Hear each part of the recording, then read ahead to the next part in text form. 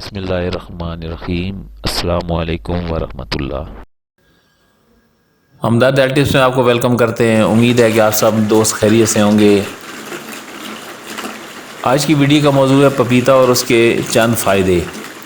یہ مختصر سی ویڈیو آپ کے لیے ہے۔ اگر کسی کو وزن کم کرنا ہو تو وہ پپیتا کھائے، کوئی موٹاپا بھگانا چاہتا ہو تو پپیتا کھائے، کمزوری دور کرنا چاہتا ہو تو پپیتا کھائے، شوگر متوازن رکھنا ہو تو پپیتا کھائے، بلڈ پریشر کنٹرول کرنے کی کوئی کوشش کرتا ہو تو پپیتا کھائے، اور اگر کسی کو جوڑوں کا درد ہے اور وہ درد کو بھگانا چاہے تو پپیتا کھائے۔